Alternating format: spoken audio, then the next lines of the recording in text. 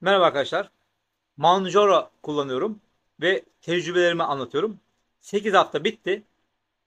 Başlamadan şu hatırlatma yapmam gerekiyor. Bu bir reklam değildir. Bu bir tavsiye değildir. Çünkü bu iğne çok fazla etkisi ve çok fazla yan etkisi olan bir ilaç. Ne yazık ki ülkemizde bu şu anda eczanelerde reçetesiz satılıyor. Sizden rica ediyorum, bunun reçetesiz satılıyor olması sizi hata yapmaya teşvik etmesin. Ben kilomdan kurtulamıyorum deyip gidip bu iğneyi almayın. Lütfen bir endokrinoloji doktoruna danışın. Doktor onayı olmadan lütfen kullanmayın. Kendinize bu kötülüğü yapmayın. Çünkü en basit bir ilacı bile doktor sormadan içmemek gerekiyor. Bakın ne oldu? Yıllarca antibiyotikler satıldı eczanelerde. Sonra dediler ki bu yanlış. Doktor reçetesi olmadan verilmiyor. İnanıyorum ki günün birinde bu iğne bizim ülkemizde yeni olduğu için henüz daha devletin dikkatini çekmedi. İnşallah günün birinde bu doktor kontrolünde verilir hale gelir. Çünkü yarın uzun vadede bir sakatlık çıkar. Şunları duymaya başlarız. İşte birileri kullanmış, yanlış kullanmış, kendisi zararlıymış. Allah göstermesin. Kötü şeyler duyarız. Siz de bu kötü şeyler duyduklarımızdan olmamanız için lütfen bir endokrinoloji doktoruna gidin ve öyle kullanın. Şimdi gelelim konumuza. Arkadaşlar ben 4 tane 2,5 miligram vuruldum. Bitti. 4 tane 5 miligram vuruldum. Bugün 4 tane 5 miligramın bittiği gün.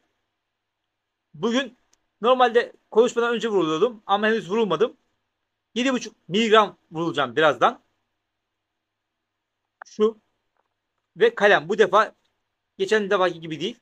Bu defa kalem vurulacağım. Çünkü şu ki e, eczaneye gittim. 7,5 miligram istedim. Ama yok dedi. Türkiye'de yok, gelmedi dedi.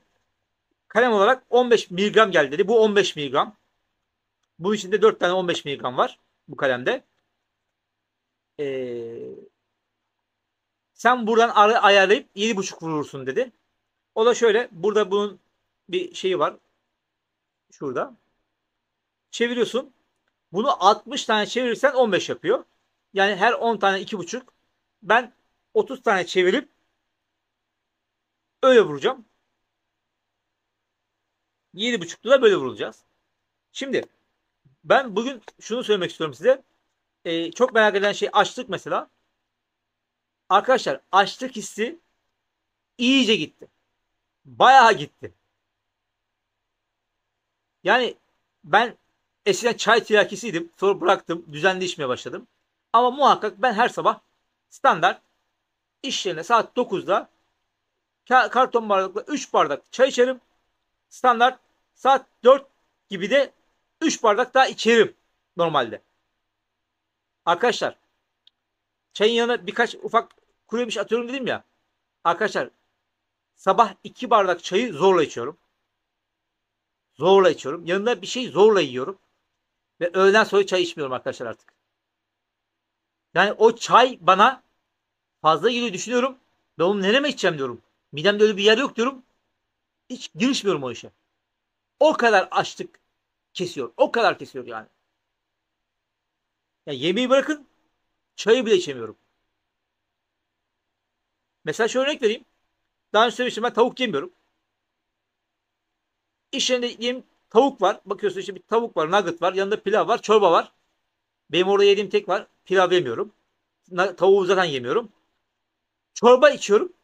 Ufak bir de parça salata. Bitti. Ve inanın salatayı zorla yiyorum. Şöyle ufak bir kasedeki salatayı zorla yiyorum.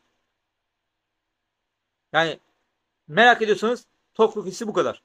Yani 8 haftanın sonunda tokluk hissinde geldiğimiz yer bu.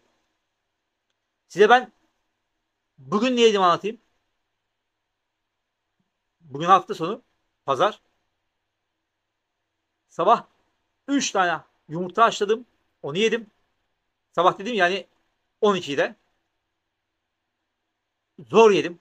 Şu kadar beyaz peynir, şu kadar beyaz peynir, 4-5 tane zeytin zorla yedim. Akşam yedim 2 kepçe çorba. Bu kadar. Yan etki merak ediyorsanız onu söyleyeyim.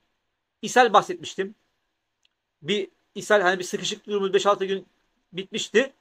Şöyle bir ilginç bir şey var. Ben tuvaletimi yine normal yapıyorum. Yani günde 2 defa normal zamanlarında. Ama sıvı geliyor. İshal geliyor. Ama hani gün içerisinde beni rahatsız etmiyor. Koşarak tuvalete falan koşmuyorum. Ama şöyle ilginç bir şey yaşadım. 2 defa gece anında uyandım. Ve tuvalete yetişirken üstüme kaçırdım. Gece uykudan uyandım saat 3'te. Ama gün içinde hiç böyle bir şey olmadı. Yani bir yan etkisi daha var bende. Ağız kurulu. Yani sanki böyle bir şurup gibi bir şey içmişim. Ağzım tertemiz. Dişlerimi fırçalamasından bir şey yemiyorum. Dişlerim fırçalanmış. Ağzımda böyle tabaka var. Şu an hala var. Yani su içiyorum ara ara. Ama yani suyla gitmiyor. Ağzımda öyle bir garip bir uyuşma gibi bir şey var. Ben bugün bir şey daha konuşmak istiyorum. O da ne biliyor musunuz arkadaşlar? Bunun fiyatı. Şimdi ben bu video kalacak burada ve uzun zaman insanlar seyredecek diye Türk lirası cinsinden konuşmayacağım. Bir tane dolar söyleyeceğim. Gerisini de asgari ücret üzerinden söyleyeceğim. Arkadaşlar şu an bu kullanılan 3 tane iğne var. Başka markalarda var da onlar Türkiye'de var mı bilmiyorum. Ben baktım Türkiye'de satış fiyatı falan yazıyordu. Şu an ismi aklıma gelmiyor. W ile başlayan bir marka daha var. Sorun değil. Türkiye'de en çok kullanılan Ozen, Manjaro, Ozempic, Saxenda. Şimdi arkadaşlar en pahalısı Manjaro. Ozempic bunun şöyle söyleyeyim. Ozempic tek doz. Yani sabit bir fiyat. Saxenda de sabit bir fiyat. Ama Manjaro öyle değil. 2,5'lu ayrı. 5 daha pahalı. 7,5 daha pahalı. 10, 12,5, 15 daha pahalı. Tamam 7,5 Türkiye'ye gelmemiş ama ben 15 alıp bundan 7,5 üretip vuracağım. Size bunun fiyatını söyleyeyim. 750 dolar. Ben internete baktım. Türk lirası cinsinden. Eczane dedim ki ama internette dedim, sen internetteki %50 fazlası söylüyor. Adam bana gösterdi. Bak o aktif fiyat değil dedi. O zaman da yazmışlar onu oraya dedi. Bu 750 dolar arkadaşlar. Siz buna ne zaman bakıyorsanız seyrediyorsunuz bu videoyu. O gün üzerine çarpın. Bu 750 dolar. Yani siz 4 tane 15 bulacak olursanız 750 dolar vermek zorundasınız. Ha bundan üretecekseniz mesela şu an ne oldu? 7,5 375 dolara geliyor. 350 375 dolara geliyor. 7,5. Ne yapacaksın? Bundan üreteceksen şu anda. Çünkü yok yani diğer dozlar. Buradan 10 üreteceksin. 12,5 üreteceksin. Oradan hesapla. Şimdi arkadaşlar bakın. Ama Ozempic öyle değil. Ozempic sabit fiyat ve ee, bunun 12,5'lunun yarı fiyatı. Saxenda'da onun yarı fiyatı. Yani Manjaro'nun 12,5'lu, Saxenda'nın 4, Ozempic'in 2 katı. Ama 12 2,5'lu 5 7,5 çıkın yani fiyatı oradan hesaplayın. Ben size şöyle bir hesap yaptım ben. Ben şimdi 15 miligram kutuya 700 dolar verdim. Türk lirasına çevirdi. Türk lirası olarak ödedim. Arkadaşlar 2,5 miligram ve 5 miligram toplamda bir asgari ücret. Yani sen bir 2,5 miligram, bir 5 miligram alırsan bir asgari ücret ödüyorsun. 15 miligramda 1,5 asgari ücret. Bu da demek ki dozları sıralı arttırarak kullanmak istersen yani 2,5, 5, 7,5, 12,5, 10, 12,5, 15 diye kullanmak istersen 7,5'ta 0,75 asgari ücret. 10 miligram 1 asgari ücret. 12,5 miligram 1,25 asgari ücret. Hepsini toplarsan 2,5'tan 15'e düzenli çıkmak istiyorum dersen bu dozların toplamı sana 5,5 asgari ücrete geliyor. Bu maceraya başlarken bunu bil. Yani ona göre yani daha az etkili olan 80 lira ya da o yüzden peki ona göre hesabını bil, öyle başla bu maceraya. Onlarda kalem satılıyor, doz arttırıyorsun. Onun hesabını yap yani. Ben şimdi onun hesabını yapmadım. Saksende de işte 0.6, 0.1.2, 1.6 diye 1.3 diye 3'e kadar çıkan dozlar var. Ne kadar geliyor hesabını yap. Ama en pahalısı Manjaro. Yani sen Manjaro'ya da 6 ay bu maceraya girmek istersen 5,5 asgari ücreti gözden çıkarman gerekiyor. Bu da şimdi herkesin verebileceği bir para değil yani. Gerçekçi olan bu çok yüksek bir miktar. Avrupa ne yapmış? Bazı ülkeler bunu karşılıyorlar.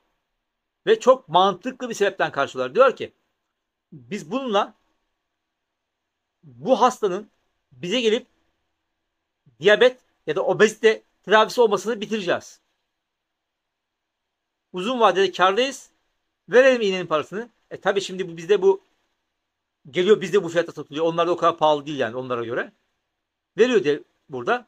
Belki günün birinde bizim devletimizde ya bunu birisi üretir bu ülkede benzerini ya da bunu devlet verir.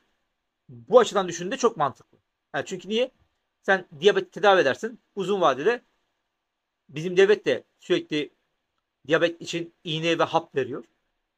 Daha maliyetli olur. Aslında bunu verse ve insanları diyabetten kurtarsa daha karlı olur. Evet, ben şimdi 7,5 vurulacağım birazdan. Devamında ne yapacağımı bilmiyorum. Yani 4 tane 7,5 vurulacağım. Ama aklımda 2 plan var. Bir tanesi 7,5'tan sonra yukarı hiç çıkmamak. Açıkçası cesaret edemiyorum. 7,5'tan yukarı çıkmaya cesaret edemiyorum. 7,5'tan sonra 4, 7,5, 8, 7,5 vurulup ondan sonra azaltarak bırakmayı düşünüyorum. Çünkü azaltarak bırakmak gerekir diyor. Yabancı siteleri okuyorum ben. Azaltarak bırakmak gerekir diyor. İki ihtimalden birini yapacağım. Daha karar vermedim. 4 haftam var. Ya 7,5 vurulacağım 4 tane. Sonra 5'e geçeceğim. Bir süre 5 olarak devam edeceğim. Sonra da onu 2,5 yaparak azaltıp bırakacağım. Ya da 8 tane 7,5 vurulup 5 kullanıp 2,5 yapıp bırakacağım. Daha ona karar vermedim. Burada bırakalım. Haftaya devam ederiz.